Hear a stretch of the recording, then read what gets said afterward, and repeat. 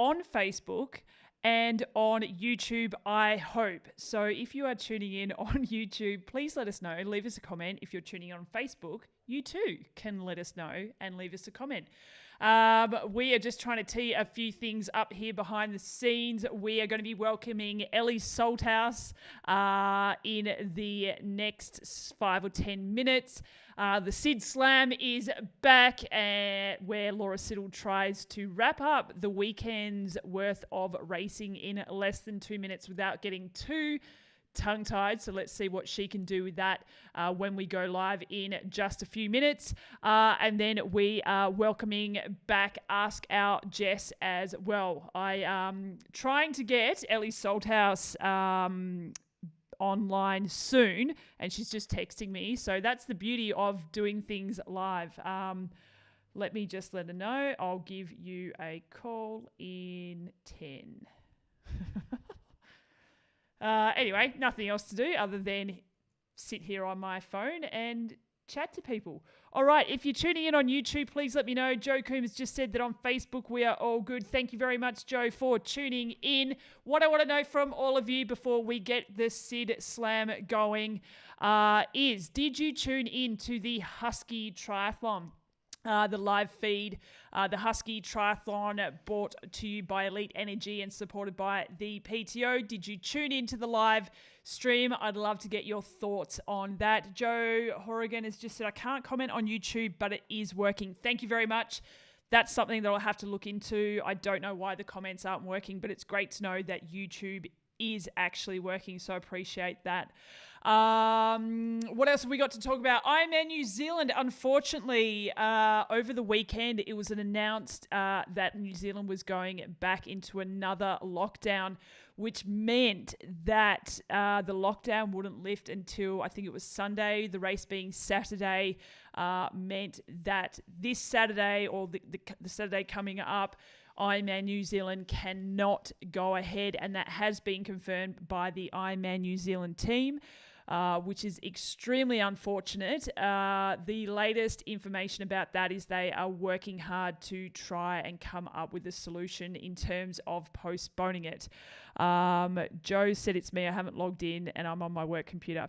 Yeah, that's the thing with YouTube, is that it's, I think it's a lot more natural for people to be logged into Facebook. So maybe we need to re-educate our followers about YouTube. We'd love to do a lot more work on YouTube and getting people commenting and subscribing to our YouTube channel as well. So that's something that we'll work on over the coming weeks, especially because Facebook ripped Witsup off their pages over a week ago, caused a meltdown here at Witsup head office, and then they let us come back on again. So that was an awesome workaround for us just to come back online again.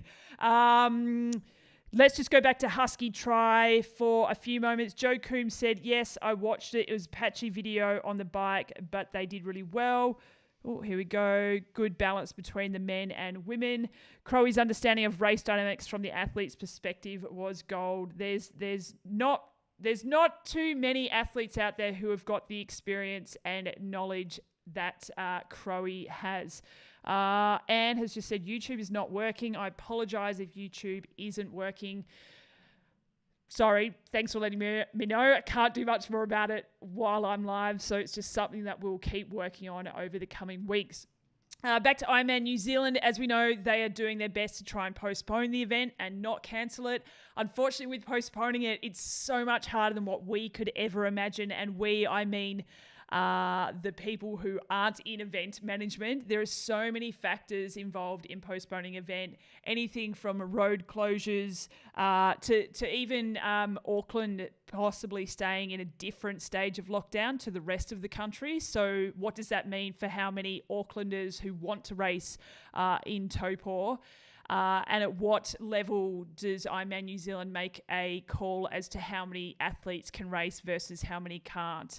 So it gets very, very sticky with all the things that they need to try and figure out, even down to staffing the event, from volunteers to people who work for Ironman. As you know, there's a lot that goes into particularly the full distance triathlons. So fingers crossed they can work it out. It's tough. I feel for the team over there in New Zealand, but hopefully they can come to some kind of a... I was going to say decision. Well, obviously a decision, but hopefully they can come up with a solution was the word I was looking for. Let us know. I'd love to hear more about the Husky Tri Live, what you thought about it. But for now, we're going to welcome back to the Witsup Weekly Grind. Her name is Laura Siddle. We affectionately call her Sid, and she is the one that brings you 2 minutes of race wrap-ups from around the world. Sid, welcome back to the Witsup Weekly Grind. Thanks, Steph. Thanks for having me. All right. Sweating away already. I think the live thing just puts me on edge. All right, I'm going to throw you straight into it, Sid. We're going to roll the Sid Slam intro, and then it is all yours for 2 minutes of tongue-tying, race wrapping-upping. Yeah, I will just say the last few times I've practiced this, I have dissolved into laughter and not made it through, and I have no idea how long it will take if I do get through it. So this could be interesting. All right, let's give it a crack. Roll intro.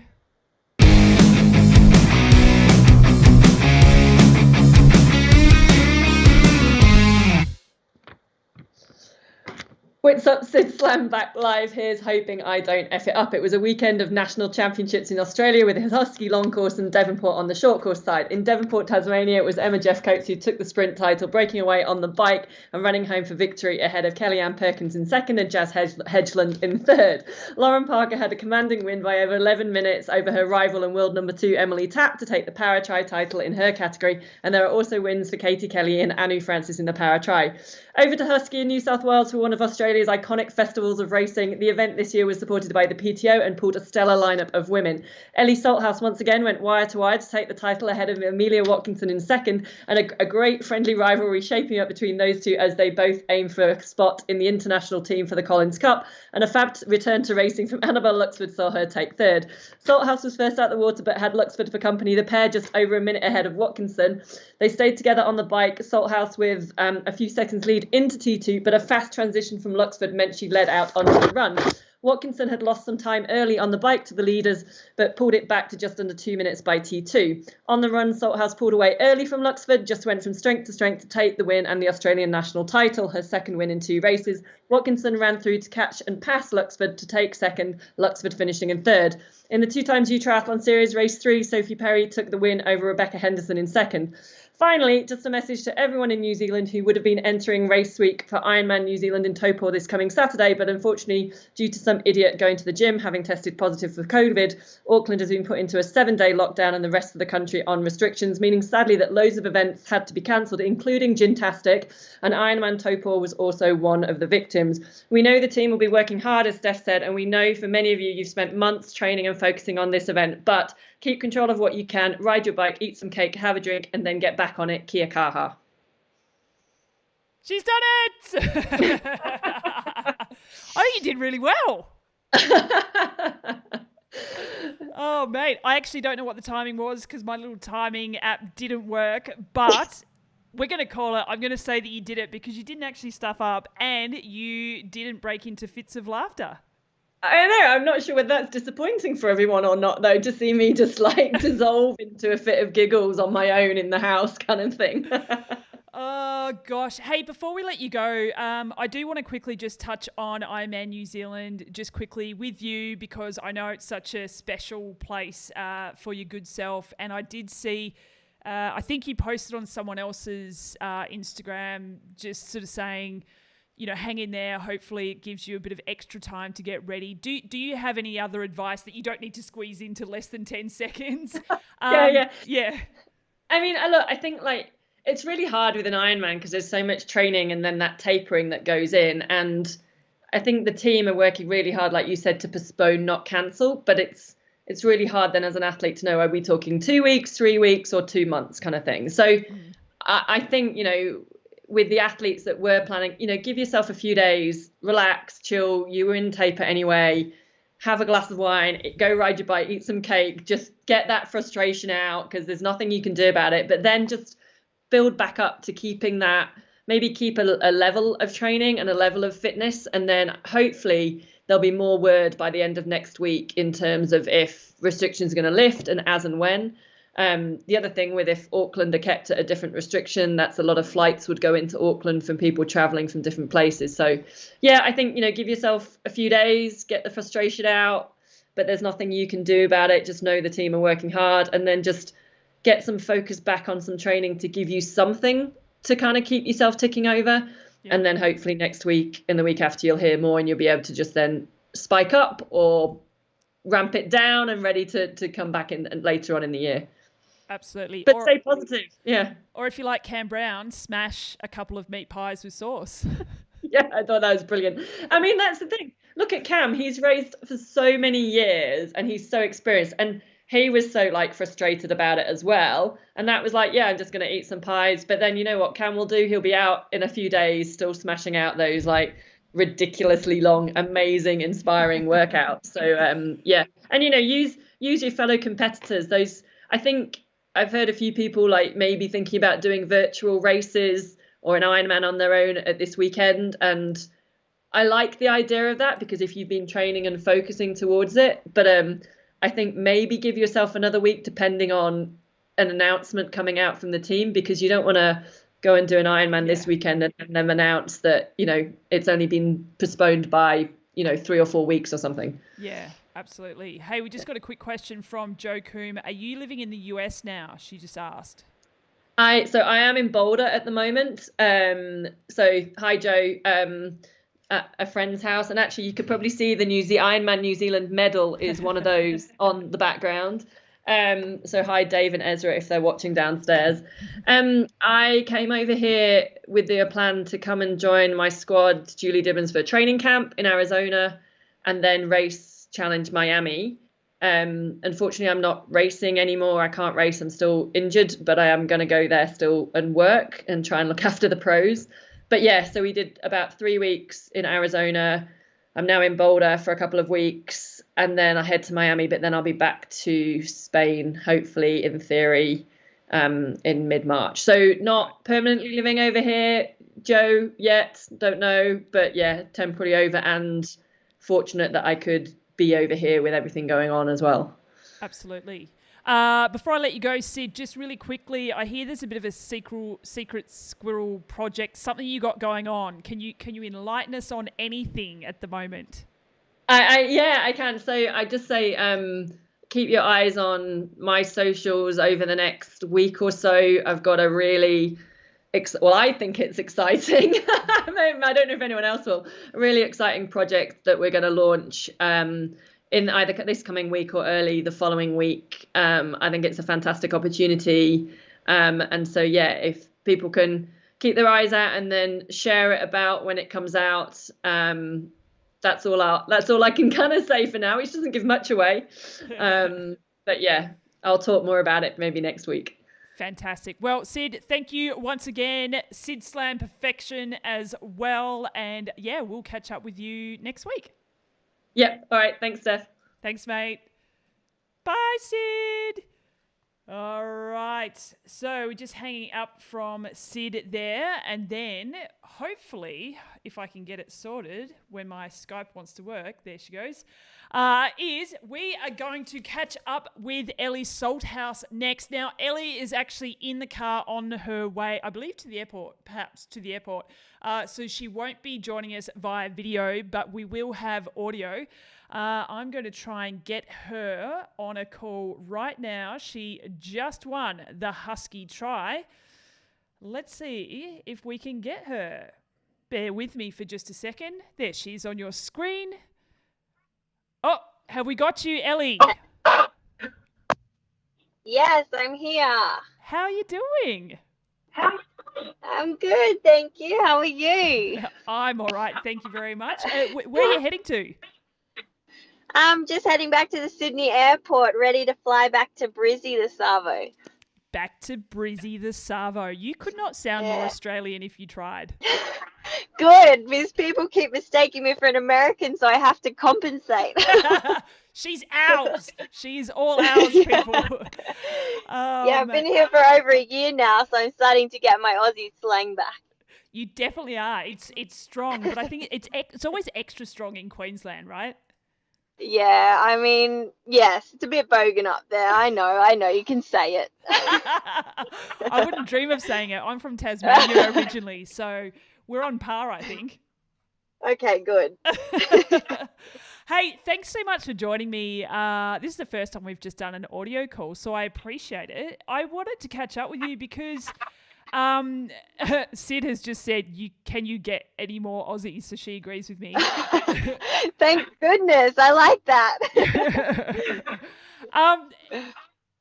So I didn't get the chance to watch the live event at Husky because I was working at another event. But I looked through the photos and there is pure joy on your face. I've kind of felt like this was, and this is, I mean, correct me if I'm wrong, but a culmination of a really tough year, and I don't know, this one felt pretty special.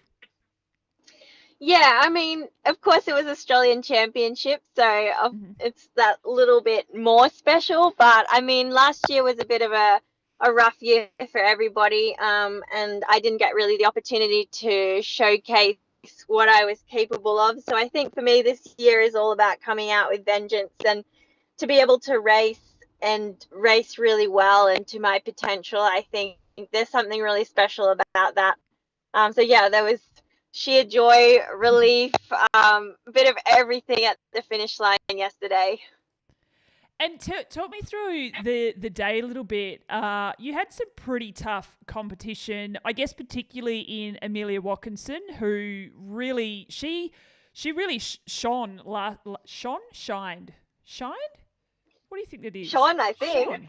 Yeah, let's go. She really shone. I don't feel like it's rolling off the tongue, but we'll go with it. Last year, and really sort of cemented herself as a world-class athlete, particularly when we look at Challenge Daytona as well.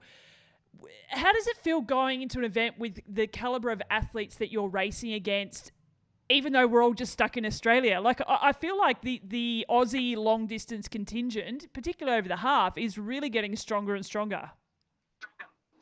Yeah, I mean, we have some of the best middle distance athletes in the world here in Australia. So it's actually, we're really lucky because we still get the high caliber of racing, even though we can't really accept internationals at the moment. So, I mean, it's always hard racing people like Amelia, and it's going to be a really, really tough race when she's on the start line. But as I said, it was just a really good test of where I'm at, and to have her on the start line, knowing that she's in such good form, and then to come away on top, it actually cements in my own head that I'm in form as well, and that I am capable of being one of the greatest athletes. So yeah, I mean, I'm lucky to have those kind of athletes on the start line with me. Absolutely. And a couple of people are asking this question or sort of suggesting that we still don't think we've seen the best of you over this half distance yet. And speaking to you before the race, I felt like you kind of alluded to that as well. You're still on this upward trajectory. Yeah, I think so too. It's only February or March now, but I mean, it's still very, very early in the year, and obviously all the bigger races, like the championship races, are later in the year. So, I mean, I am planning for that. I'm planning to be on the top of my game in September. So, obviously in February you can't be 100% the World Championship ready. So yeah, I think there's definitely a lot more that I have to give, and I will be trying to find that between now and September or December when Daytona goes ahead. But yeah, I mean, that's really nice of people to say that, but I agree. I don't think that we have seen the best of me, and I would like to definitely showcase that this year. I think it's a year where I'm happy, I'm healthy, I'm really ready to just give it a red hot crack and see what I'm capable of. So speaking of, and you flat out said it, that we haven't seen the best of you. What can you improve on? What do you hope to work on to really get to that next level? Yeah, I think the biggest thing is just consistency. Just to be able to put together a year of really high quality training and be able to get through those big blocks uninterrupted. I think that's going to be the key. I think that's the key for any athlete, but especially me. Like, I've had a lot of disruptions over the last couple of years from injury and sickness, etc. So I think being able to get on top of those things and just be able to put in the work day after day to a really high standard, I think that's what's going to get me to the next level. So just following on from that, this is a really good question from Anne Stansel. Do you think the extended time away from racing last year has benefited you for this event and I guess for, the rest of the events this year? Yeah, 100%. I think last year was a bit of a blessing in disguise for me. I just needed time to kind of reset and be able to rebuild my body and be able to work on my weaknesses and turn them into, strengths or on par with my strengths at least. So it did provide the perfect opportunity for me to just, really work on getting stronger and getting, especially on the bike, getting a lot stronger. And then I've been able to put in a few really good blocks that I haven't been able to see in the previous years, which, I'm able to showcase on race day now. So, yeah, I think last year was a great year for me. I wanted to, now you're still with Coach Siri Lindley, correct? I am, yes. Yeah, and she's just celebrated a year of finishing her chemo. Is that right? A year since her bone marrow transplant. Bone marrow, sorry. Yeah.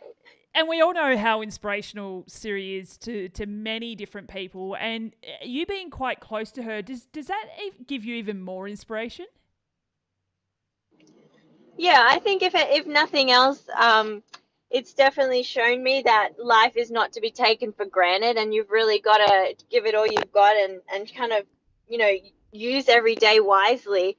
And Siri is literally the most motivating, inspiring person I know. And seeing her fight something like that, like cancer, and getting through it with such positivity and, this amazing willpower, it's really inspiring, and it makes me want to be a better person and a better athlete.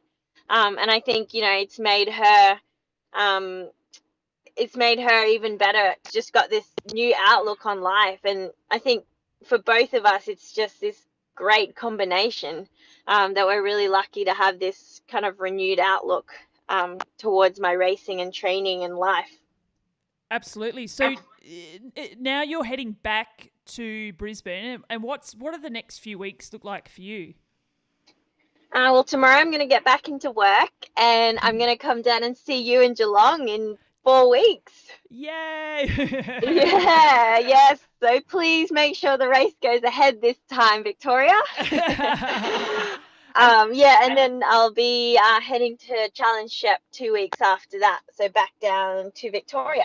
Oh, so you can just come and hang out with Frankie for a couple of weeks. Yes. Oh, I can't wait to see Frankie. She had it. And you, of course, whatever. too. Whatever. It's Frankie and I hope Henry. she has her Frenchie outfit on again. I'll have to find a new one. She may have outgrown that one. I'll get her one. Brilliant. It was her first day back at daycare today, and no one even recognised her. She's grown that much since she was last in daycare. Oh, well, I saw her when she was just probably, 6 or 7 months old? I think so, yeah. I don't think I'll recognise her. I never post her on social media. No one ever. No. Try and hide her away. I'll make sure she pops down to Geelong so that you can have your cuddles. Yes, please. Hey, I hate asking a half-distance athlete this question, but I'm going to ask you anyway. I know what this is. It doesn't come from me. This came from Sid, so you can thank her. Okay. Is there any chance that you will go full distance at any stage? If so, when and what race, and can we come and watch?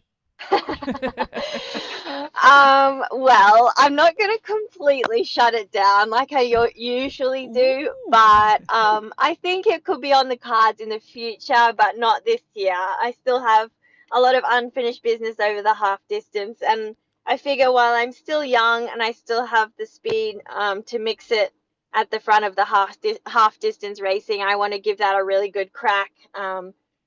And yeah, see what happens. So not this year, that's for certain, but I'm not going to completely write it off. So you're all welcome when I debut my first one, but yeah, I don't know when that will be. So I'll keep you posted. Thank you. If we could get the exclusive on that, that would be fabulous. I'll sell it to you. We've got heaps of dollars to throw around for exclusives. No, it's smart move. It's a very smart move, and like the start of this conversation, we haven't seen the best of Ellie Salthouse over the half distance, so we're looking forward to seeing you continue to improve and smash it over that half. Thank you. That's the plan, definitely. And I'm also very impressed with your multitasking, driving to the airport and talking to me and not saying anything that's going to get you into trouble. I'm well impressed. Oh, thank you. I'm doing my best. I'm trying to keep the indicating to a minimum so you don't hear that in the background. I love it. Ellie, I'm going to love you and leave you. Thank you so much for joining us at the last minute. Congrats on a stunning performance yesterday, and we'll see you again in 4 weeks. Thank you, and thanks for having me on the show. All right, legend. See you later. Bye. I'll see you soon. Bye. Bye. There you have it, folks. Ellie Salthouse, she is one of the loveliest athletes on the course out there. But like we've said, and we all sort of agree, we've not seen the best of Ellie. And I think after last year, hopefully putting some injuries and illnesses aside and getting in some quality training, we're going to see some more impressive results from Ellie Salthouse. Please keep leaving comments. Let us know what you thought of the Husky Tri live coverage. Any thoughts on Ironman New Zealand? Fingers crossed it does get postponed and the crew over the ditch can sort something out. Very, very hard call to try and move an iron distance, but we are all hoping for the best. Next up, we have Ask Our Jess with Jess Learmonth.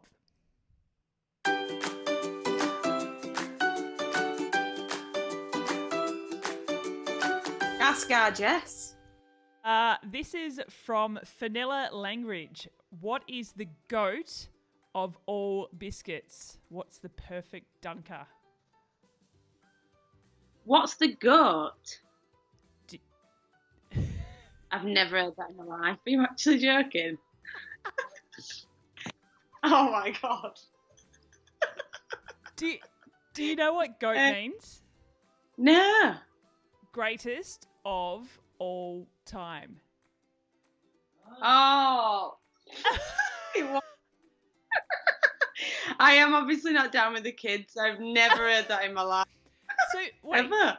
So when people refer to Serena Williams, they say she's the GOAT. Have you ever heard that? No. A lot of or maybe I have. I thought that's a bit harsh. Why? Yeah, like that's not very nice. Anyway, I will answer the question, and I would go for the hobnob, chocolate hobnob. That's really boring, but works, doesn't it? Is that the one? Is a hobnob the one that's got the marshmallow in it? No, hobnob's like a bit oaty, quite thick. It's a bit like a digestive, but oaty, thick, with chocolate on. Yeah, what did you think I said now? I didn't know. A bit oaty. Now, this next question, I'm not going to tell you who it's from, because that will I think that will sway your answer. Question is, right, who is your favourite family member and why? Well, yeah, John says straight away, obviously Tor. So that's definitely a question from my sister. So I'll give her the satisfaction because she's gone to the effort of saying Tor. Has your big win in Rotterdam last year increased your belief and motivation to compete more consistently in Super League? Oh, that's a bit serious, isn't it? What, in Super League? Oh yeah, in Rotterdam, yeah. I guess so, yeah. I mean, I don't know. With Swift racing, I take it with a pinch of salt, me. I'm not sure, so I just think it can be hit and miss. So I think I would just blagged it on the day. So I'm not sure about that, but I did enjoy it. This is from Winners Take Chances: Cornish pasty or steak and kidney pie? Cornish pasty. Yeah. Okay. Yep. Not all for the kidney. Do you know what I mean? I'd maybe have meat and tatty pie, but not steak and kidney pie. So yeah, Cornish pasty. Yep. Yeah, I don't do kidney. Look, this has been thrilling as always and insightful, but I feel like the winner of the day is, well, the goat. The goat. I can't. You're gonna have to edit that. Honestly, I've never heard of that before. Our weekly catch up is me educating you, or our listeners and our audience educating you. Fair enough. Okay. Mate, thank you so much. We will catch up again same time next week. Nice one. Thanks. See ya. See ya.